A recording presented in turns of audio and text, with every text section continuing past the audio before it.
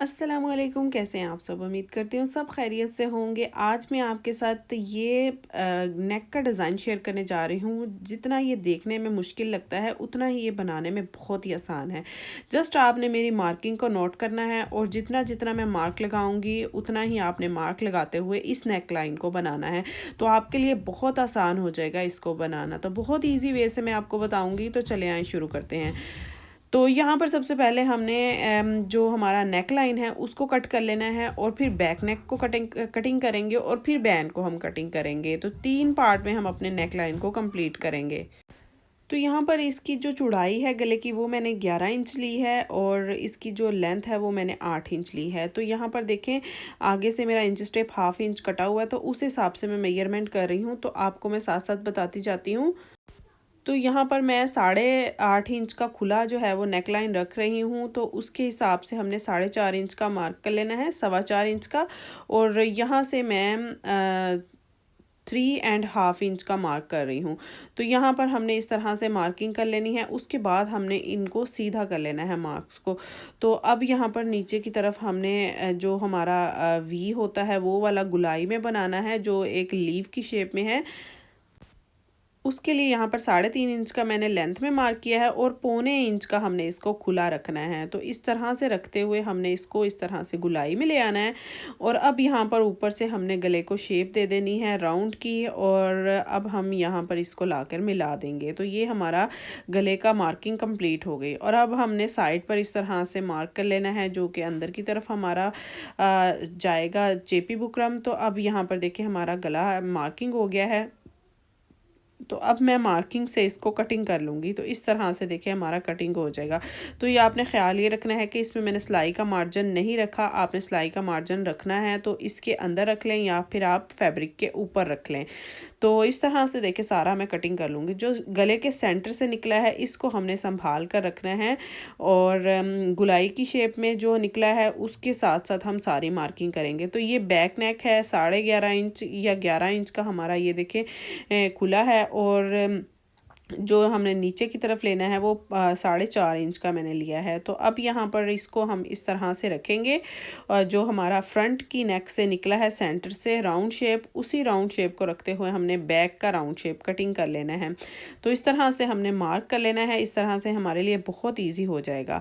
तो ये देखिए मैंने मार्क कर लिया। अब इसको मैं कटिंग कर लूँगी, तो साइड पर रख लूँगी इसको। और अब यहाँ पर हम बैन को कटिंग करेंगे। बैन को कटिंग करने के लिए यहाँ पर मैंने इसकी लेंथ ली है ऑलमोस्ट 19.5 इंच, और इसकी जो चौड़ाई ली है मैंने 4.5 इंच ली है। तो यहाँ पर इस तरह से मैंने इसकी ली है लंबाई और चौड़ाई। और अब हमने इसको हाफ फोल्ड इस तरह से कर लेना है, क्योंकि बैन हम अब यहाँ पर कटिंग करने वाले हैं। तो ये आपने बहुत ही ध्यान से देखना है कि हमने इसको किस तरह से कट किया है। तो यहाँ पर हमने सबसे पहले बैक नेक, जो बैक का हमारा बैन आना है वो हमने मार्क कर लेना है। तो वो मैंने 6.5 इंच का रखा है। तो 3.25 इंच पे यहाँ पर हमने मार्क कर लेना है। 3.25 इंच पर यहाँ पर मैंने मार्क कर लिया इस तरह से। और इस तरह से लेंथ में भी हमने 3.25 इंच का मार्क कर लेना है। और अब यहाँ पर हमने इन मार्क्स को सीधा कर लेना है। तो ये जो नीचे का मार्क है ये मैं बिल्कुल सीधा कर दूंगी, क्योंकि हमें ताकि जो नीचे का बैन है वो मार्क करने में आसानी हो जाए। तो ये देखिए यहाँ पर हमें पता चल रहा है कि ये हमारा बैक का बैन जो है वो बन गया है। तो अब जो फ्रंट का बैन है वो हमने किस तरह से बनाना है। अब यहाँ देखें, जो हमारी फ्रंट गले में से ये जो गुलाई का शेप निकला था ये हमने ले लेना है।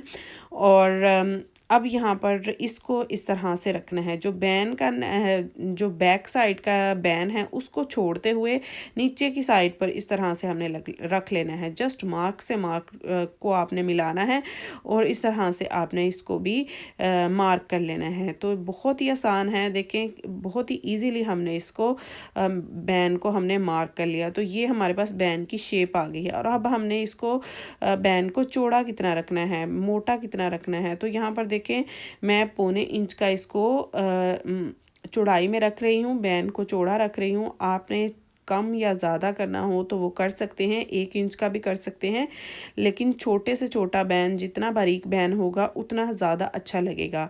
तो मैंने 0.25 इंच का यहाँ पर रखा है। तो अब यहाँ पर इसको भी सारे मार्क्स को हम सीधा कर लेंगे, तो ये हमारे बैन की मार्किंग हो जाएगी।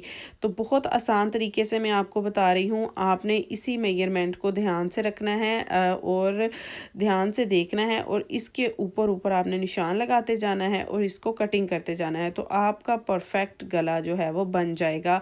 तो अब यहाँ पर देखिए बैन को मैंने इस तरह से कटिंग कर लिया है। जो जो मार्क मैंने लगाए थे उन्हीं मार्क्स के ऊपर ऊपर मैंने इसको इस तरह से कटिंग कर लिया, तो ये हमारा बैन बनकर रेडी हो गया। तो ये देखिए कुछ इस तरह से इसकी शेप आएगी। जो फ्लैट बैन होता है वो इसी तरह से कटिंग होता है।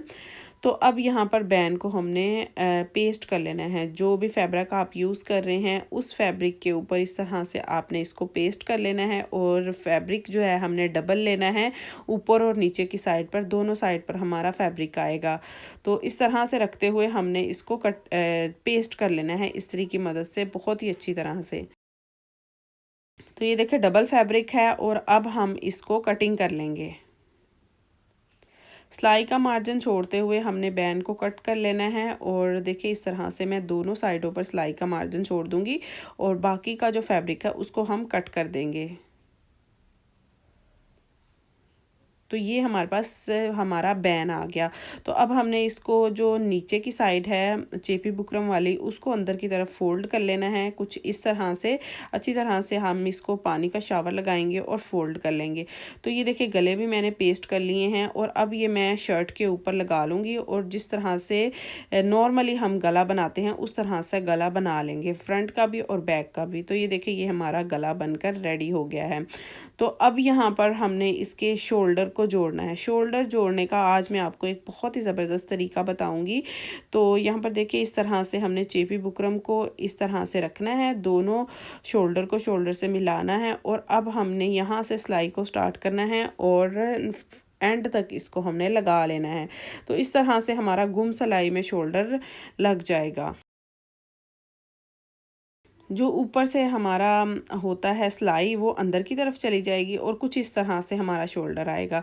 तो अब मैं गले को अच्छी तरह से तुरपाई कर लूँगी।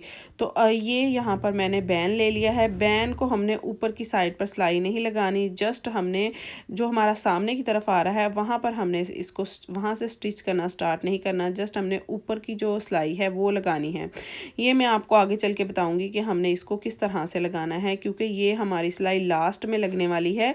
और सबसे पहले हमने ऊपर की सिलाई को लगा लेना है, और बैन को के अंदर हमने कट लगाकर और इसको जो है वो हमने सीधा करके इसको इस्त्री कर लेना है अच्छी तरह से।